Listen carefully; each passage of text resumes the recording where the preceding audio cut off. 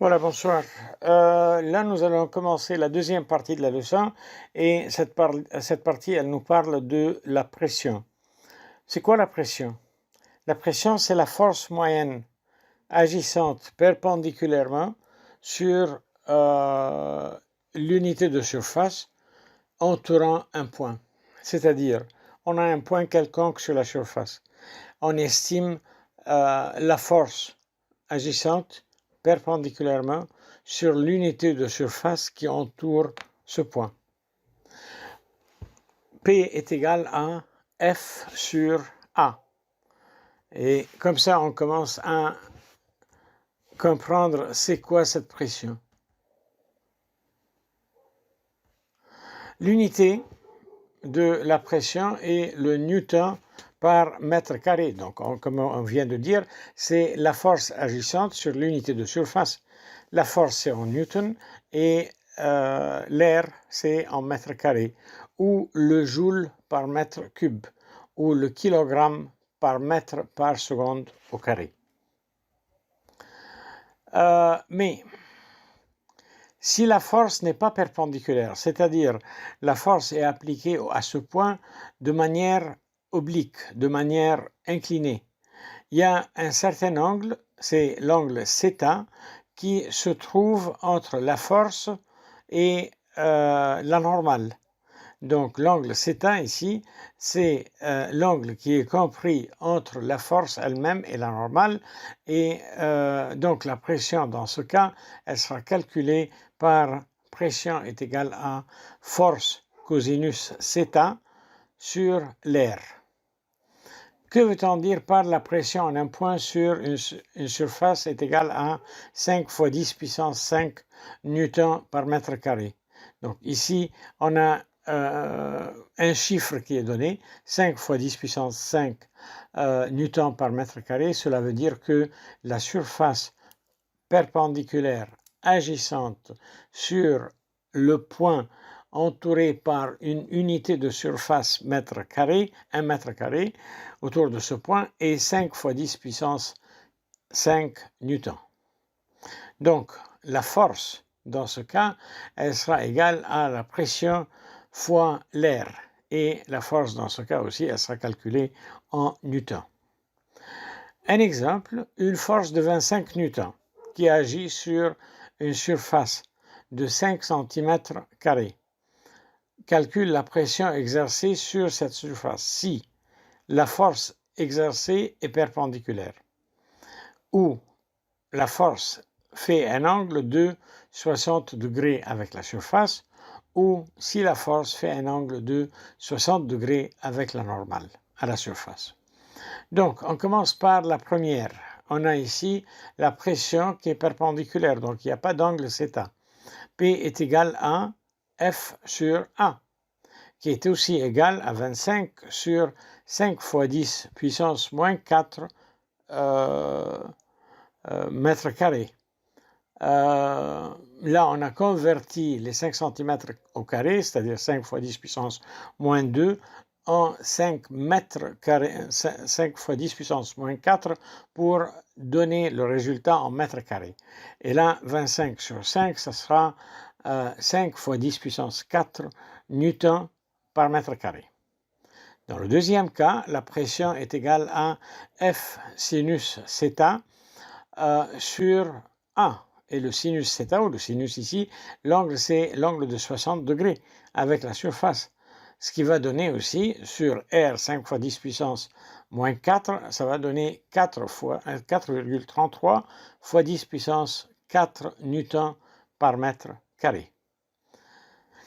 Troisième cas, c'est que l'angle θ, il se trouve entre la normale et la surface. Et la force fait un angle de 60 degrés avec la normale à la surface. Dans ce cas, c'est 25 cosinus 60 sur 5 fois 10 puissance moins 4, ce qui va donner 2,5 fois 10 puissance 4 newtons par mètre carré. Un autre exemple, si on a un parallélépipède rectangle en fer de dimension 5 cm x 10 cm x 20 cm. Sa masse volumique est 5000 kg par mètre cube. Placé sur une surface horizontale, calculez la pression minimale. Minimale, donc là on parle de, pour calculer la pression minimale, on la calcule sur la plus petite R. Bon, donc P est égal à F sur A et est égal à mg sur A. V fois masse volumique, c'est ce qui fait ρV sur A est égal à 5 fois 10 fois 20 fois 10 puissance moins 6 fois 5000 sur 5 fois 10 fois 10 puissance moins 4 et le résultat sera 10 puissance 4 newtons par mètre carré. Donc ça c'est la pression minimale. La pression en un point au sein d'un liquide homogène. Quand on parle d'un liquide homogène, c'est comme si on parle de l'eau par exemple. Il n'y a pas d'impureté là-dedans, c'est de l'eau distillée et on commence à calculer la pression en un point au sein d'un liquide homogène. Dans ce cas, on va imaginer qu'on a un cylindre comme ce qui est montré ici sur la figure. À l'intérieur, il y a de l'eau et on a suspendu à l'intérieur de l'eau où on a fait flotter un parallépipède rectangle vide, comme on le voit. Soit un liquide de masse volumique ρ. Si une surface horizontale d'air A a une profondeur H, et là, le H, c'est la profondeur du sommet du réservoir jusqu'au point A, qui est le fond du parallépipède rectangle. Si une surface horizontale d'air A une profondeur H de la surface du liquide, la force agissante sur cette surface est égale au point de la colonne du liquide situé au-dessus d'elle. Le poids de la colonne du liquide situé au-dessus d'elle. C'est-à-dire, le poids ici, ça sera le poids de cette colonne de liquide dans le parallépipède rectangle qui s'appuie ou qui exerce une pression sur le point A. Là, le volume de ce liquide est égal à A fois H. A, c'est l'air de la base du parallépipède rectangle fois H, la hauteur. La masse du liquide qui est en dessus est égale à ρ fois V. Donc là, la masse est égale à ρ fois V, qui est aussi égal à ρ fois A fois H. Le poids du liquide, W, est égal à la force de gravité, ce qui est égal aussi à mg. Et mg est égal à ρ AHG.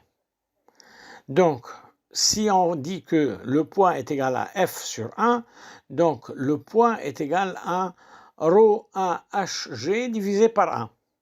Donc, comme on connaît de l'algèbre, on va enlever le A du numérateur et le A du dénominateur, ce qui va nous laisser avec une pression qui est égale à ρGH.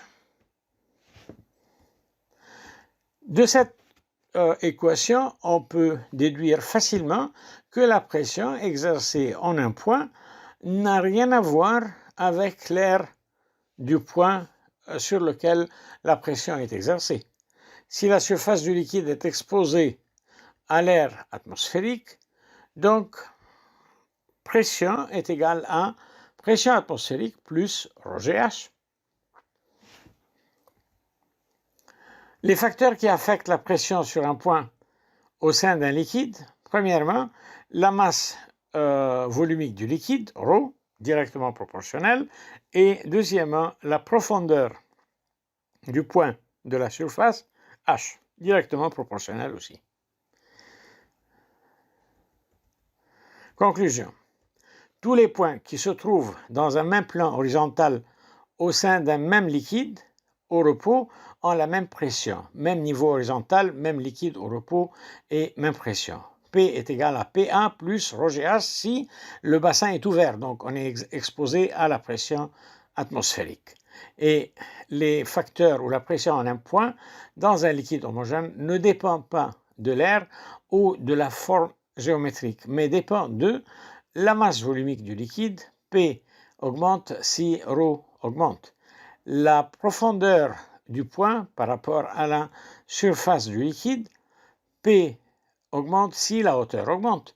La pression atmosphérique et aussi l'accélération terrestre ou la gravité, G.